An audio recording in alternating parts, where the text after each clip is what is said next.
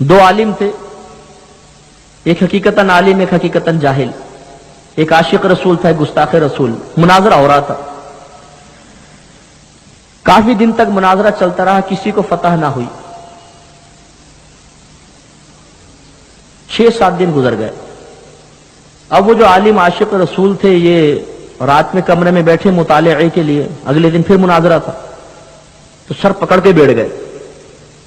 اللہ کی بارگاہ میں فریاد کی، رب کریم اتنے دلائل دے رہا ہوں، یہ قائل ہی نہیں ہوتا، کچھ کرم فرما. پھر اللہ نے کرم فرما دیا. اس رات مطالعہ ہی نہیں کیا، آرام سے سو گئے. صبح اٹھے، مناظرے کی جگہ پر پہنچے، گستاخ رسول سامنے آیا. آپ نے فرمایا آج فقط ایک سوال ہوگا تو اس کا جواب دینا. اس نے کہا پوچھو. ان عالم صاحب نے سوال کیا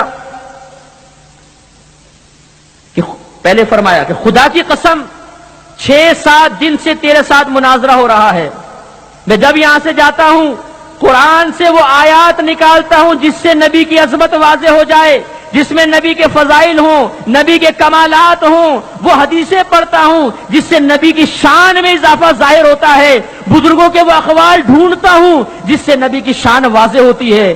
دیانتداری کے ساتھ بتا تو 6-7 دن سے کیا کر رہا ہے؟ کیا تو قرآن سے وہ آیات ڈھونڈ کے نہیں نکال رہا جس سے نبی کی عظمت کم ہو جائے؟ کیا وہ تو حدیثیں نہیں نکال رہا جس سے کسی بھی طریقے سے نبی کی ذات بے عیب نظر آئے؟ کیا تو وہ قول نہیں ڈھونڈ رہا جس سے ثابت ہو جائے کہ نبی کو کچھ نہیں دیا گیا؟ اس گستاخ رسول کے دل پر یہ بات لگی، کہنے لگا خدا کی قسم تو نے سچ کہا. میں تو تنقیدی پہلو ڈھونڈتا رہا، 6-7 دن نبی کی ذات میں عیب تلاش کرتا رہا. پھر اس نے کلمہ پڑھا اور مسلمان ہو گیا. تو خدا کی قسم یہ بہت بڑی بدبختی ہے کہ انسان قرآن پڑھے تو ذہن یوں گردش کرے کہ نبی کو کیا نہیں ملا، کیا نہیں دیا. حدیث پڑھے تو کہے دیکھا نبی کو یہ کیا، اگر علم ہوتا تو یوں نہ کرتے، علم ہوتا تو یہ نہ بتا دیتے، علم ہوتا تو یوں نہ کر لیتے. عیب نکالے. یہ بدبختی ہے، خدا کی مار ہے جو میدان محشر میں ظاہر ہوگی. اور میں نے تو عموماً مشاہدہ کیا ہے کہ جو گستاخی رسول کرتا ہے سب سے بڑی علامت یہ ہے کہ اس کے چہرے پہ پھٹکار ہوتی ہے. چہرے پہ داڑھی بھی ہوگی لیکن ایسا منحوس چہرہ کہ دیکھ کر الٹی آنے لگ جاتی ہے. یقین کیجئے کراہت آتی ہے شدید. یہ اللہ نے ایک لعنت چہرے پہ رکھ دی ہے. گستاخ رسول کی لعنت سب سے پہلے یہاں ظاہر ہوگی. اور پھر قبر کھود کر دیکھیے، ہمارے اکابرین فرماتے ہیں خدا کی قسم اس کا چہرہ سور یا کتے کی شکل میں بدل دیا گیا ہوگا. ان پہ جو منکشف ہوا. گستاخ رسول کی موت بڑی دردناک ہوتی ہے، بڑی ذلت والی موت مرے گا. آخر مقابلہ کس سے کر رہا ہے؟ چیلنج کس کو دیا ہے؟ اعلان جنگ کس کے خلاف کیا ہے؟ نبی کے نہیں، اللہ کے خلاف. اللہ تعالیٰ اپنے نبی کی شان میں ذرہ برابر گستاخی پسند نہیں کرتا. یا ایھا الذین آمنوا لا تقولوا راعنا وقولوا انظرنا واسمعوا وللکافرین عذاب علیم. آپ نے حدیث سنی، آیت سنی ہوگی. اے ایمان والو ان نبی کی بارگاہ میں راعنا مت کہو بلکہ یوں کہو یا رسول اللہ ہم پہ نظر کرم فرمائیے. اور پہلی غور سے سنو، کافروں کے لیے دردناک عذاب ہے. شان نزول کیا ہے؟ یہودی بارگاہ رسالت میں بیٹھتے تھے، جب سرکار کلام فرماتے تو صحابہ کرام کہتے راعنا یا رسول اللہ. راعنا کا مطلب یا رسول اللہ ہماری رعایت فرمائیے، ہمارا مزید خیال فرمائیے. یہ بات سمجھ میں نہیں آ سکی اور آسان کر دیجئے. یہودی بھی راعنا کہتے یا راعنا یا رسول اللہ. اور ان کی لغت میں راعنا کا مطلب ہوتا تھا ہمارے چرواہے، ہماری بکریاں چرانے والے تنزیہ. گستاخی کے ساتھ کہتے تھے. حضرت سعد رضی اللہ تعالیٰ عنہ یہود کی لغت پر واقف تھے. ایک دن ایک یہودی نے کہا تو گدی پکڑ لی. فرمایا خبردار جو آئندہ ہی تو نے لفظ کہا تیری گردن اتار دوں گا.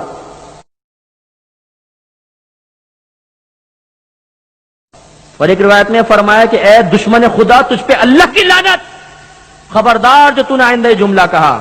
معلوم یہ ہوا جو گستاخ رسول ہو اس سے سخت الفاظ کے ساتھ تعبیر کرنا، مخاطب کرنا یہ سنت صحابہ ہے. بعض لوگوں کو کہیں اخلاق یاد نہیں آئے گا، ماں بہن کی گالیاں بکیں گے، فلمیں دیکھیں گے، ڈرامے دیکھیں گے، اور جب گستاخ رسول کی باری آ گئی، بھائی کسی کو برا نہیں کہنا چاہیے، وہ بھی تو کلمہ پڑھتا ہے، وہ بھی تو نماز پڑھتا ہے، وہ بھی تو روزہ رکھتا ہے، کسی کو برا مت کہو، سستہ زبان استعمال کرو۔ صحابہ کرام سے جا کر پوچھئے، صحابہ کرام نبی کریم کے اخلاق کو اپنائے ہوئے تھے، انہوں نے درس دیا کہ گستاخ رسول کسی احترام کا مستحق نہیں ہوتا۔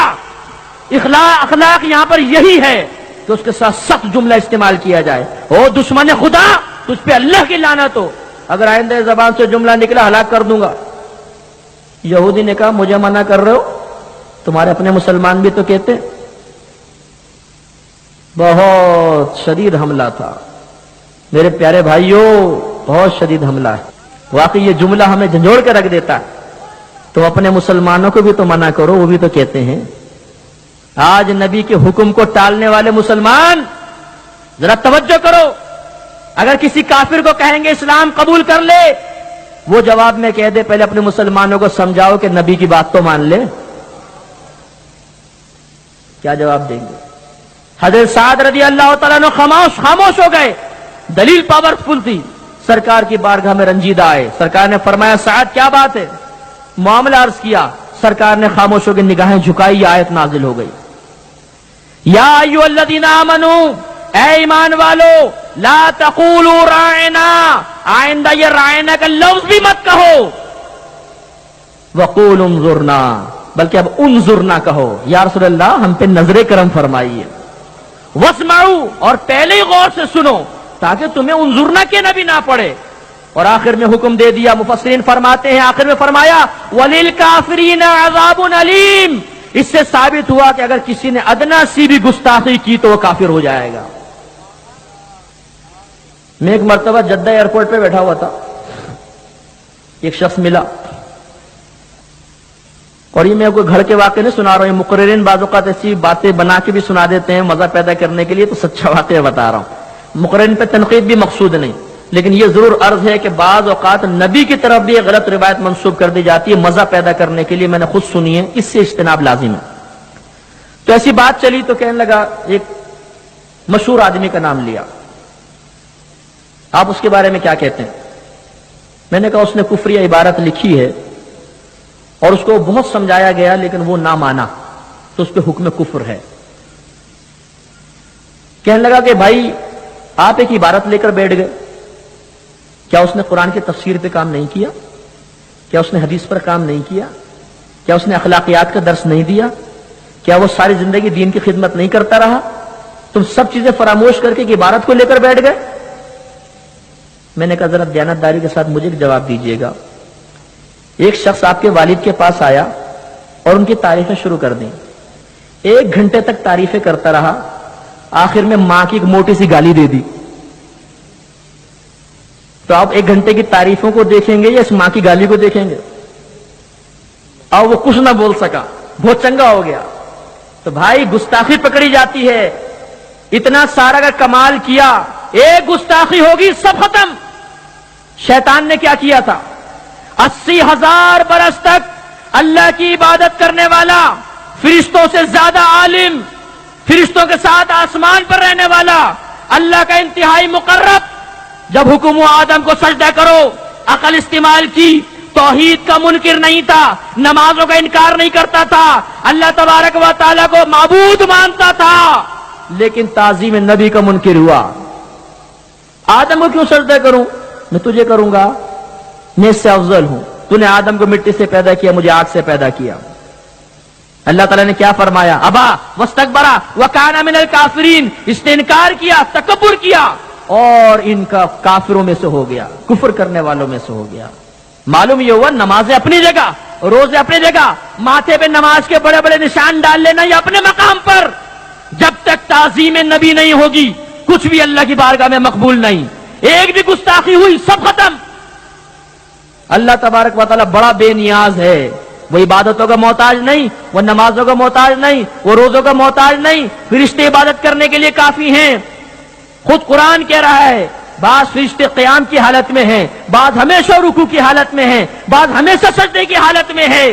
خود قرآن کہہ رہا ہے پوری کائنات میں کوئی شے ایسی نہیں جو اپنے رب کی سراتی ہوئی پاکی نہ بولے، ہر شے ذکر کر رہی ہے، وہ ہمارا محتاج ہے، ہم سمجھتے ہیں گستاخی جتنی مرضی کرو، خالی نمازیں پڑھو، روزے رکھو، زکات دو، حج کرو تو انشاءاللہ مقبول ہو جائیں گے. نہیں، یہ فارمولہ جد امجد کا ہوگا. جد امجد شیطان تھا، یہ اس کا فارمولہ ہے اور فارمولہ ناکام ہوا. قرآن سمجھا رہا ہے، فیل ہو گیا، اس کی عقل گئی، راندہ درگاہ ہو گیا، قیامت تک کے لیے لعنت پڑتی رہے گی. سرکار بخاری کی روایت ہے، مال غنیمت تقسیم فرما رہے ہیں، پیچھے سے ایک شخص کھڑا ہوا. روایت میں آتا ہے کہ سر گنجا تھا، گھنی داڑھی تھی، آنکھیں اندر کو دھسی ہوئی تھیں، نشانیاں بڑی ٹائٹ ہے. کھڑا ہو گیا اور روایت میں آتا ہے نجد کا رہنے والا تھا. اس میں منصوب استعمال کریں تو نجدی تھا. کہنے لگا اے محمد انصاف سے کام لو. ہمارے نبی کو نام سے تک مخاطب کیا، محمد انصاف سے کام لو. نبی کریم صلی اللہ علیہ وسلم کے چہرے انور پہ جلال کے آثار نمایاں ہوئے. فرمایا اگر محمد انصاف نہیں کرے گا تو کون انصاف کرے گا؟ پوری کائنات میں محمد سے زیادہ کوئی انصاف کرنے والا نہیں. عمر فاروق رضی اللہ تعالیٰ عنہ نے تلوار نکالی، یا رسول اللہ اجازت دیجیے اس منافق کی گردن اڑا دوں. معلوم ہوا کہ جو نبی پہ تنقید کرے وہ منافق ہے اور لائق سزا ہے. صحابہ کرام کا عقیدہ تھا وہ زندہ رہنے کے قابل نہیں ہے، لیکن بہرحال عوام کو قانون ہاتھ میں لینے کی اجازت بھی نہیں. سرکار نے فرمایا رہنے دو، اس کو جانے دو. وہ چلا گیا، غیبی نظر تھی. سرکار نے فرمایا اس کی نسل سے ایسے لوگ نکلیں گے جو اتنی کثرت سے نمازیں پڑھیں گے کہ تم اپنی نمازوں کو ان کی نمازوں کے مقابلے میں حقیر جانو گے. اتنی کثرت سے قرآن پڑھو گے کہ تم اپنے قرآن کو ان کے مقابلے میں کمتر تصور کرو گے. لیکن یہ اسلام سے ایسے خارج ہو جائیں گے جیسے تیر کمان سے نکل جاتا باہر. تو معلوم یہ ہوا کہ یہ کہنا کہ جی وہ کلمہ تو پڑھتا ہے، جو نماز تو پڑھتا ہے، روزہ تو رکھتا ہے، پھر برا کیوں؟ مسلمان تو ہے. نہیں، اگر کوئی گستاخی رسول واقعی گستاخی رسول کرے گا، واقعی گستاخی رسول ہوگا تو اسلام رہا کہاں؟ پھر اس کی نماز نہیں ہے، یہ اٹھک بیٹھا کے کوئی فائدہ نہیں. عقیدہ اور ایمان مضبوط ہونا چاہیے. لہذا میرے پیارے بھائیو، قطعاً کبھی بھی نبی کریم صلی اللہ علیہ وسلم کی شان میں ادنا سی بھی گستاخی نہ ہونے پائے. کسی کو ایسے کو دوست مت بنائیے کہ جس کے بارے میں ذرہ برابر گمان ہو کہ یہ نبی کے کمالات کا انکار کرنے والا ہے. کبھی بھی مت کیجیے گا، رسک مت لیجیے گا یہ سوچنا کہ جی میں کوئی کرتا ہوں، چلو یہ کرتا ہے لیکن ہم دوست ہیں. نہیں، ہماری دوستی، ہماری دشمنی فقط اللہ اس کے رسول کے لیے ہے.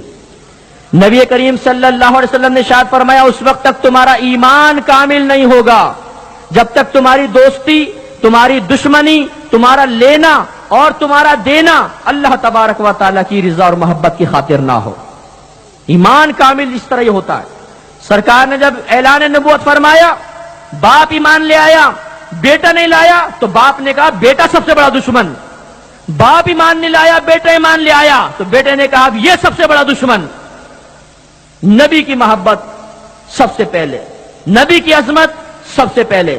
میدان محشر میں ماں نہیں بچائے گی، باپ نہیں بچائے گا، اللہ کے نبی اپنے دامن رحمت میں لیں گے. یاد ہے میرے پیارے بھائیو، اپنے نبی سے تعلق مضبوط کیجئے، ان کے قریب آئیے. اور یہ تعلق کی مضبوطی فقط نعت خوانی تک نہ رہے، صرف اجتماعات تک نہ رہے، صرف نعروں تک نہ رہے، احکامات کی پیروی بھی ہونی چاہیے. کبھی اپنے نبی کے احکامات کو معمولی مت سمجھیے گا، کمتر سمجھ کے نظر انداز مت کیجیے گا، یہ بری بات ہے. ہم غلامی کا دعویٰ کرتے ہیں، نبی کے غلام ہیں، تو پھر آقا کا کہنا بھی ماننا ہوگا. وہ غلام نافرمان غلام کہلاتا ہے اور لائق سزا ہوتا ہے جو اپنے آقا کا کہنا نہ مانے. کم از کم میں گزارش کروں گا کہ 5 وقت نماز باجماعت